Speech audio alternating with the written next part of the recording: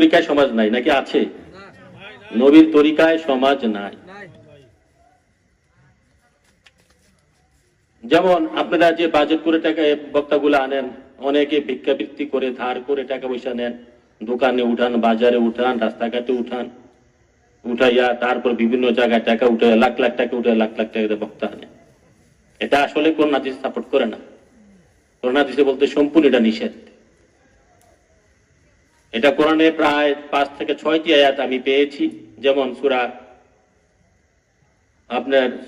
নাহলে 95 নম্বর আয়াতে আসছে। সূরা এই বাবারা কথা বলে না, বাচ্চারা কথা বলে না।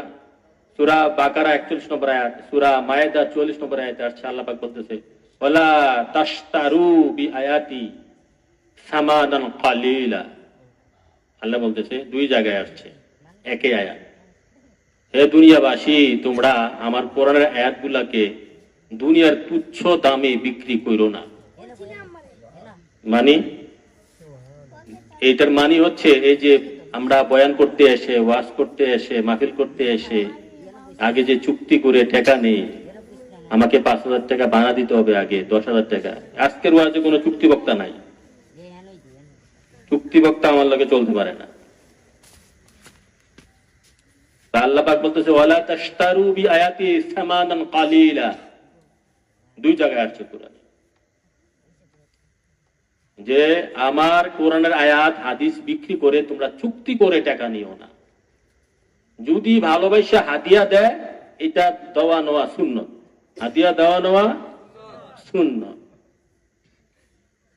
ওই যে 2 মাস হবে মনে হয়, আপনাদের মন্ত্রী একটা মাহফিল করেছিলাম, আরো ছোট আয়োজন, লোক প্যান্ডেল ভরছে। আমি ওঠার পর প্যান্ডেল অনেক ছোট ছিল, উঠানের মধ্যে করছে। তারা নিজেরা বলছে, মন্ত্রীর লোক মনে এখনো আছে, তারা নিজেরা বলছে, তা আমি মাহফিলের কিছুদিন আগে, 15-20 দিন আগে সুন্নি জামাতের বড় বক্তা আনছিল 60,000 না 50,000 টাকা দিয়ে। তারা আমার ওয়াজ শোনার পর বলছে, হুজুর কিছুদিন আগে যে আমরা এত 1000 টাকা দিয়ে একটা বক্তা আনছি, আমি বক্তার নাম বললাম না, নাম বলা ঠিক না। কয় উনি যে ওয়াজ করছে আর আপনি যে ওয়াজ করছেন, আপনার তো আমরা 5,000 টাকাও দিতাম না। আমি বলছি, আমার টাকার জন্য তো আসি না। আপনার ওয়াজের সাথে তাদের ওয়াজ আপনারটার সাথে তুলনা হয় না। আপনার কি কথা, তারা কি বলে গেল, 60,000 টাকা দিচ্ছে সুন্নি বক্তা, ফেসবুকে ভাইরাল, নাম বলার দরকার নেই, তারাই বলছে। বাবারা, এটা তো দোষ মোল্লাদের না, যারা চুক্তি করে ওয়াজ করে, এটা দোষ তাদের না, দোষ আপনাদের, যারা আপনারা টাকা দিয়ে দাওয়াত দেয়, দোষ আপনাদের। দোষ হচ্ছে আপনাদের। আপনারা কেন আনেন এই বক্তা? আপনারা মানুষ হওয়ার জন্য, নাম করার জন্য, আল্লাহ রাসূলের সন্তুষ্টির জন্য নয়, আল্লাহ রাসূলকে পাওয়ার জন্য নয়, নাম করার জন্য, লোক জমানোর জন্য এগুলা আসেন। বড় মাকে লোক হইব, নাম হইব। বাবারা, এগুলা না ছাড়তে পারলে রোজা নামাজ করে কোনো লাভ নাই। আপনি কি নামাজ পড়েন মানুষকে দেখানোর জন্য? এই নামাজ শিরক।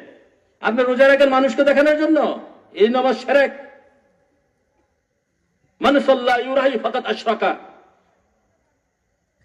মান সামা ইউরাহি ফাকাত আশরাকা, মান তাসাদ্দাকা ইউরাহি ফাকাত আশরাকা। রাহুল আহমদ। লোক দেখানোর জন্য কোন কাজ করেই তো এটা বিলকুল নিষেধ, হারাম হারাম হারাম, শিরক, শিরকের পর্যায়ে। শুধু হারাম না, এটা নবীজির হাদিস, রাহুল আহমদে আসছে। তো এখন যদি আমরা এই এত দামি বক্তা আনতেছি, এত টাকা দিয়া,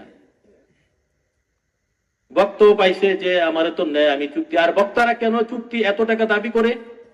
বক্তা মনে করে যে আমি যদি 60, 50, 1 লাখ টাকার বক্তা হই, তাহলে আমি তো বড় হয়ে গেলাম, বড় বক্তা। নিজের প্রফিট তোলার জন্য, বড় করার জন্য সে এই দাবিগুলো করতেছে। যে যত বেশি বাজেট বড়, সে তত বড়। যার বাজেট বেশি, তার ওজন বেশি। আপনারা সাধারণ মানুষও তা মনে করে এবং বক্তারাও তা মনে করে। এই কারণে যে সমস্যা, হেদায়েত হবে না, ঈমান পাবে না আখিরি জামানা। তো আপনারা মাহফিল, তার হুজুর মাহফিল কি বন্ধ হয়ে যাবে? না, আপনারা যেই বক্তা দাবি করে টাকা পয়সা নেয় না, ওকে দাওয়াত দিয়ে দুই চার কথা শুনে বুঝে মানার চেষ্টা করে মাহফিল করবেন, তবে নিজের অভিজ্ঞা করে মাহফিল করেন না। আর মাহফিল করবেন নিয়ত থাকবে এই, মাহফিল করবেন নিয়ত থাকবে বাবা এটা আমার ওয়াজ না, এটা ভূমিকা হিসেবে আমি সব জায়গায় বলি, আমি না বললে কে বলবে, এই আমার ওয়াজের পূর্বে ভূমিকা হিসেবে সব জায়গায় বলি। মাহফিল করবেন একমাত্র আল্লাহ আল্লাহ রাসূলের সন্তুষ্টির নিয়তে।